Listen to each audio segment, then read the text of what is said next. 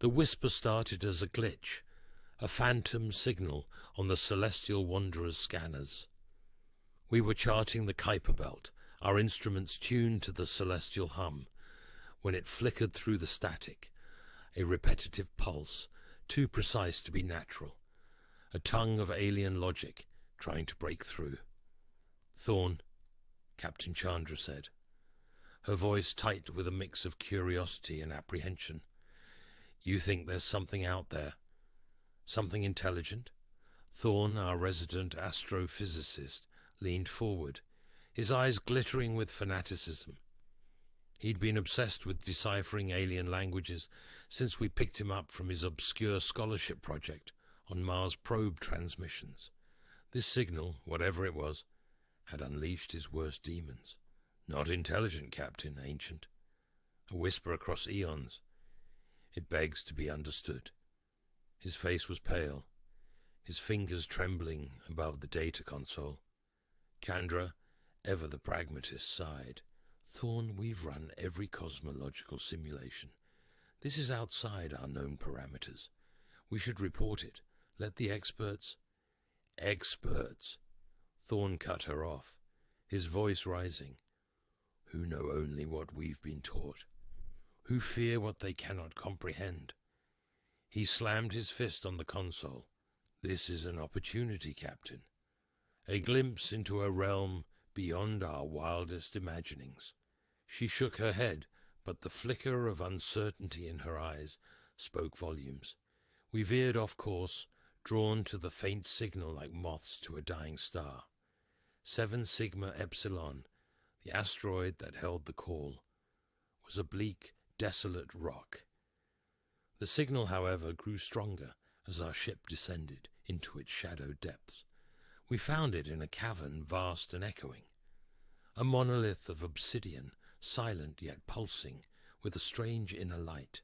The signal, now almost a deafening roar, emanated from it. Thorn, lost in his reverie, began transcribing the glyphs that adorned the monolith. It was a language unlike anything known, yet somehow he grasped it. He spoke softly, almost reverently, his voice joining the unending drone of the signal. My gut twisted. The air grew heavy, as though the very walls were closing in.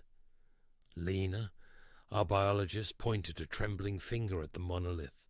"Did you see that?" she whispered, her voice tight with terror.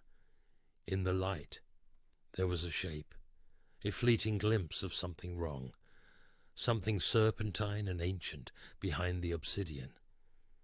"Just a trick of the light," I said, forcing a calm I didn't feel. But I saw the fear in Lena's eyes, the way her gaze darted around the cavern, as if expecting something to emerge. And emerge it did. The monolith shattered, a sound like 1,000 bones breaking. A fissure opened, a black hole writhing with an unthinkable energy. The air crackled, and Thorn's eyes, now luminous, turned towards us. "It is awake," he whispered, his voice a raspy echo of its former self. "And it speaks to me." He lunged towards the fissure, a twisted grin on his face. "Come join me," he called, his voice no longer human. "Join the dance of the cosmos." He would not be stopped.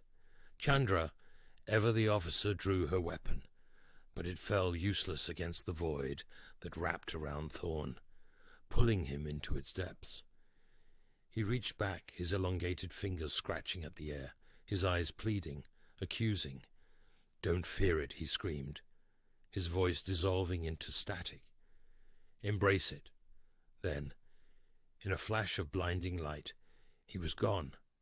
We stumbled back, fear turning our blood to ice. This was no alien language, no interstellar communication.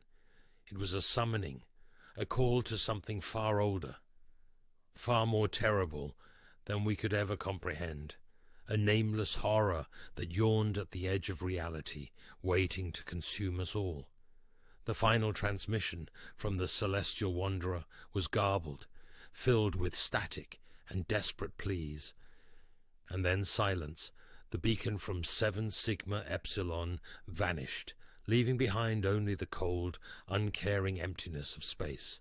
The experts, as Thorne called them, pored over the fragments we managed to salvage, but they found no answers, only theories that deepened the enigma. 2. What was the true nature of the signal? Was it a greeting, a warning, or something far more insidious? We'll never know.